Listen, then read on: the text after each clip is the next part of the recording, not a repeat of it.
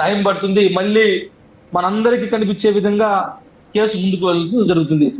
అందులో ఏదో జరిగిపోయింది, కక్ష సాధింపు రాజకీయాలు అని చెప్పుకోవడానికి నార్మల్ పీపుల్స్ కి లేదా ఈ వ్యవస్థ గురించి పూర్తిగా అవగాహన లేని వాళ్ళకి ఆ విధంగా అనుకుంటే తప్పు లేదు. కానీ వాస్తవానికి చట్టాల మీద అవగాహన, రాజకీయ అవగాహన ఉన్న వాళ్ళు ప్రతి ఒక్కరు కూడా దీన్ని రాజకీయ కోణంలో చూడకుండా చట్ట న్యాయపరంగా చూసి ముందుకెళ్ళేటువంటి పరిస్థితి ఉంటుంది.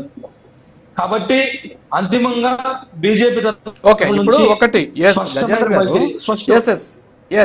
గారు ఒకటి ఇక్కడ సరే కక్ష సాధింపు ఒకటి ఇక్కడ కక్ష సాధింపు లేకపోతే కక్ష సాధింపు లేకపోతే బీజేపీ ఏదో తొందరపాటు చర్యలు లేకపోతే ఈడీని తమ చేతిలో పెట్టుకొని ఆడిస్తుంది అనేది పక్కన పెడితే ఇక్కడ ఏంటి అంటే ఒక రకమైనటువంటి ప్రొఫెసర్ నాగేశ్వర్ చేసినటువంటి వ్యాఖ్యల నేపథ్యం ఒక పక్క ఉన్నటువంటి సందర్భంలో ఇంకో పక్క దూకుడు పెరిగినటువంటి సందర్భంలో సాధారణంగా అనుమానం రావడం సహజం. ఎందుకు అంటే మొదటి నుంచి కూడా ఇదే విషయాన్ని వైఎస్ఆర్ కాంగ్రెస్ పార్టీ చెబుతుంది, కక్ష సాధింపు రాజకీయాలు చేస్తోంది అని చెప్పేసి. సో ఈరోజు ఈడీ పక్కన పెట్టండి, సరే వాళ్ళే గతంలో తిరుమల లడ్డూకు సంబంధించిన ఇష్యూలో కూడా వాళ్ళు ఈడీ విచారణ తర్వాత సిబిఐ విచారణ కోరారు, కేంద్ర దర్యాప్తు సంస్థలు, దాన్ని పక్కన పెట్టండి.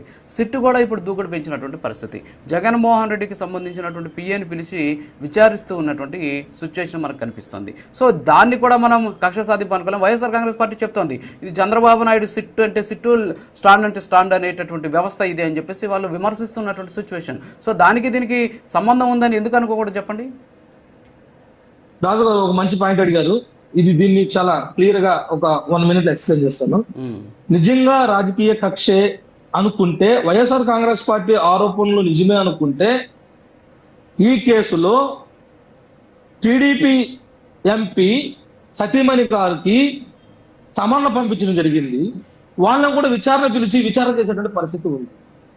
ఒకవేళ కక్ష సాధింపే చర్య అనుకుంటే టీడీపీకి సంబంధించినటువంటి వ్యక్తిని, కూటమికి సంబంధించిన వ్యక్తిని సమన్లు పంపించి వివరణ అడిగి విచారణకు హాజరు కామని చెప్పాల్సిన అవసరం ఉండదు.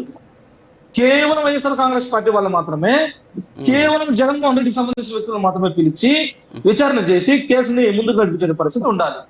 ఇక్కడ రాజకీయ కక్ష లేదు. వాస్తవానికి అక్కడ ఎవరెవరు ఉన్నారు, బీజేపీ కానీ, టీడీపీ కానీ, వైఎస్ఆర్ కాంగ్రెస్ కానీ, ఇతర ఎనీ పార్టీ, ఏ పార్టీ వాళ్ళైనా కూడా ఇక్కడ సమానంగా ఈ న్యాయ వ్యవస్థ ప్రకారమే ముందుకెళ్తుందని మేము స్పష్టంగా తెలియజేస్తున్నాం.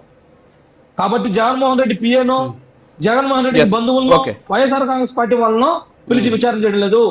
ఏ పార్టీలో ఉన్న ఏ వ్యక్తులైనా విచారించేటటువంటి పరిస్థితి ఈరోజు ఉంది. ఇది రాజకీయ కక్ష కాదు.